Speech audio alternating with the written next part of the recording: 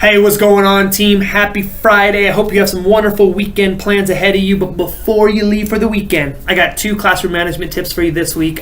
Once again, these are just tips and tricks, things to think about, things you can implement in your classroom pretty easily starting Monday. So, the first one is routine. Now, if you're a classroom instructor that already has a well-established classroom routine on a day-to-day basis, kudos to you. I think that you've probably experienced the benefits of having a well-established routine. My guess is that most of us don't have a well-established routine, and going from having no routine to a 55-minute routine is going to be a very, very large leap. So what I'm going to challenge you with is just think about the start of class. Think about the routine for the first 5 minutes of class. Hopefully you've worked on thresholds, you've started greeting students a little bit more as they're walking in, you've stood at the door and greeted students as they're walking in, you've sort of helped that transition from the social environment to the academic environment. Now what do you do? And I think saying, all right guys, let's go is probably not your best strategy. And so how do you make a 5-minute routine that helps with that transition?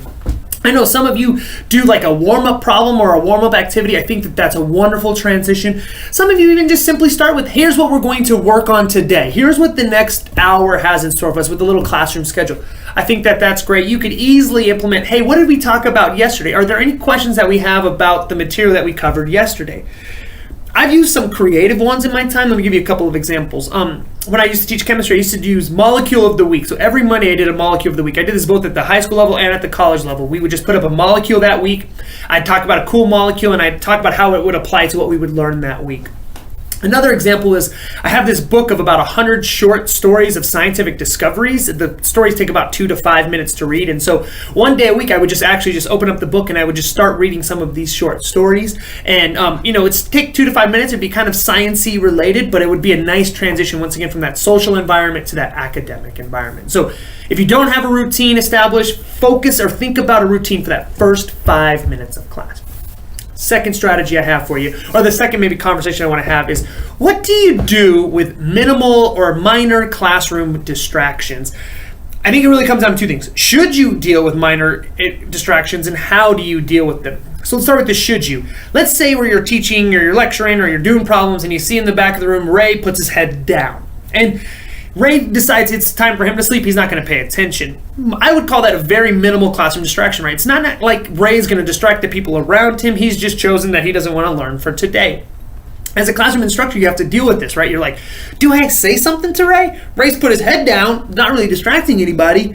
Or if I don't say something to Ray, what does that say to the rest of the kids in the classroom? Does that make it okay? Did I just send the message that it's okay for you to put your head down in the classroom? If I don't say something to a student with their cell phone or watching Netflix, what kind of message have I sent to the entire classroom? So I would challenge you with that notion. I would argue that you should probably deal with a lot of these minor infractions, especially early on, to sort of help establish that classroom management threshold. So the second part of that then is how? What do you do about it now? And so you see this minor classroom distraction. I always think about, I want to use the lowest intervention possible. And one of the easiest ways to do that is a nonverbal, some sort of interaction between the student and yourself. And so let me give you an example. Ray sleeping in the back of the classroom. Instead of me stopping to teach to say, Ray, I need you to wake up, which might actually turn kids off that are actually paying attention, I can just continue to lecture and just move myself to the back of the classroom, and you can simply just give Ray a tap on the shoulder. Hey Ray, wake up. And without skipping a beat in your instruction. Another example would be if you see a kid that's watching a movie on his laptop. Great, you can simply just walk over and kind of just tap the screen and say, hey, put that away. And you can almost get away with some nonverbal or very, very minimal verbal interactions between students without losing or without interrupting the learning process. The second one would be some sort of blanket statement. And so, if the class is working on something, you can sort of say something like, hey guys, I want to remind you, right now is not a good time for your cell phones. Right now we should be working on the scientific method, whatever it may be.